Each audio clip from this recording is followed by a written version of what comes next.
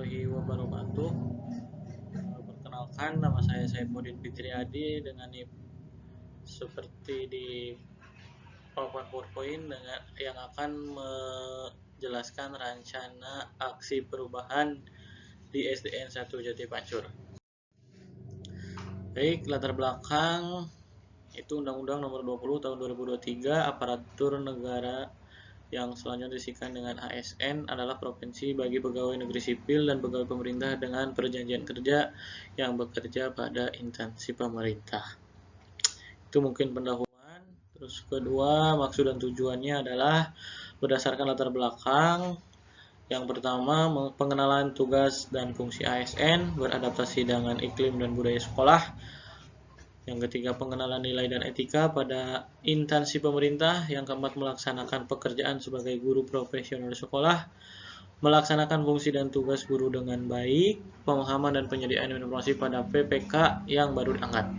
Yang ketujuh, diharapkan mampu mengaktualisasikan nilai-nilai dasar ASN berakhlak serta dapat melaksanakan tugas yang menjadi kewajiban dalam melaksanakan program pemerintah.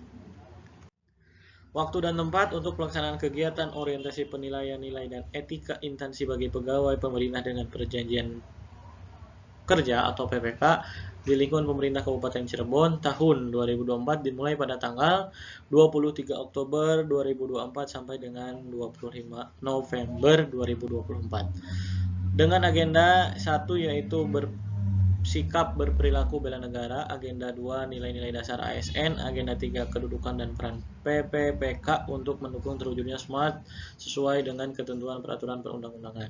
Adapun tempat pelaksanaan kegiatan yaitu di satuan kerja masing-masing dengan memanfaatkan layanan Google Classroom yang sudah tertata dengan rapi baik penugasan, materi, sinkronus, asinkronus, video dan presentasi kegiatan. Kemudian lanjut ke bab 3, nilai dan etika pemerintah Kabupaten Cirebon, yaitu visinya terwujudnya Kabupaten Cirebon berbudaya, sejahtera, agamis, maju, aman. Misi kabupaten yang pertama berbudaya, yaitu mewujudkan masyarakat Kabupaten Cirebon yang menjunjung tinggi dan melestarikan budaya. Cirebon sejahtera meningkatkan kualitas hidup masyarakat melalui pemenuhan kebutuhan dasar masyarakat. Kabupaten Cirebon yang agamis meningkatkan kualitas hidup masyarakat. Kabupaten Cirebon yang senantiasa menerapkan nilai agama, budi pekerti, santun, dan beretika. Kemudian Kabupaten Cirebon maju, meningkatkan produktivitas masyarakat untuk lebih maju dan unggul sehingga menambahkan daya saing di pasar internasional dan regional. Kemudian Kabupaten Cirebon yaitu aman, memelihara keamanan dan ketertiban umum untuk mewujudkan kondusivitas daerah guna mendukung terciptanya stabilitas nasional. Ini adapun STOK Kabupaten Cirebon. Yang pertama ada Bupati dan Wakil Bupati beserta jajarannya dan para stafnya. Nilai etika OPD visi, kebetulan saya bertugas di SDN Negeri 1 Jati Pancur yang bervisi yaitu terwujudnya peserta didik yang berbudaya, berprestasi, beriptek dan mandiri yang berlandaskan iman dan takwa. Misinya 1. Menanamkan keimanan dan ketakwaan melalui pembelajaran agama. Yang kedua, menanamkan budaya disiplin, sopan santun, literasi, dan cinta lingkungan hidup. Yang ketiga, mengoptimalkan proses pembelajaran dan bimbingan. Yang keempat, mengembangkan bidang ilmu pengetahuan dan teknologi berdasarkan minat, bakat, dan potensi peserta didik.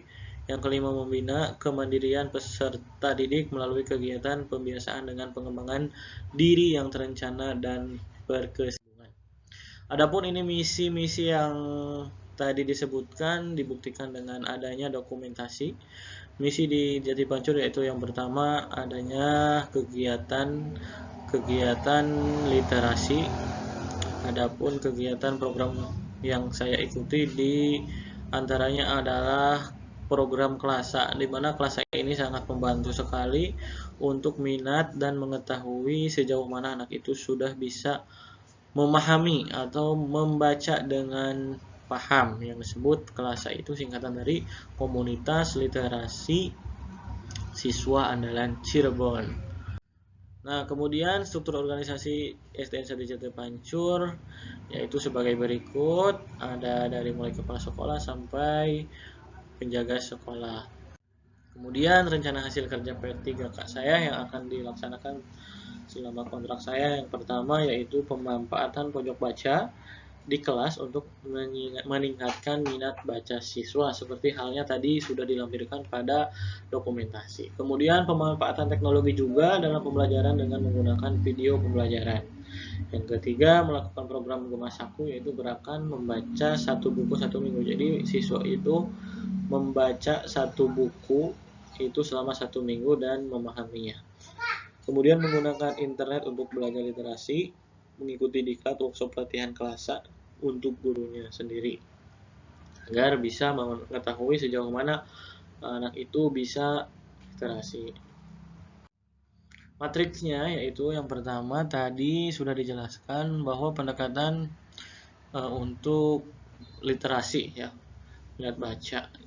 Tujuannya yaitu untuk meningkatkan dan minat baca anak gitu kan.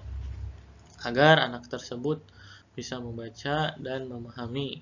Karena kebetulan saya mengangkat judul yaitu pemanfaatan program literasi kelasa pada kelas 4 di mana kelas 4 itu harus sudah siap ketika naik kelas 5 itu mereka harus bisa baca, terus bisa menggunakan komputer dan menggunakan internet dengan baik karena akan disambut dengan ANPK. Nah, banyak kejadian yang sudah banyak sekali kelas 5 yang belum paham literasi. Bisa baca namun belum bisa memahami apa maksud dan tujuan pertanyaan tersebut ketika berada di soal-soal ANBK. Kemudian daripada itu, dia tidak bisa menggunakan atau memakai komputer seperti petunjuk-petunjuknya itu tidak bisa karena belum dan jarang sekali dilatih untuk memakai komputer tersebut. Maka dari itu saya mengangkat agar mengangkat kegiatan tersebut yang bertujuan untuk mengatasi nanti di kelas 5. Jadi kelas 5 itu setelah diberikan pengarahan atau pelajaran tentang literasi, kemudian menggunakan komputer atau menggunakan jaringan bagaimana. Nah, jadi dia tidak kaget ketika pas kelas 5 dan melaksanakan ANBK. Yang terakhir adalah penutup. Kesimpulannya yang dapat saya jamblangkan yaitu yang pertama mengenal tugas dan fungsi sebagai ASN, mempunyai nilai dan etika yang berlaku pada instansinya. Yang kedua menjadi pegawai yang profesional, memiliki nilai dasar etika profesi, bebas dari intervensi politik, bersih dari praktik korupsi, kolasi, dan nepotisme.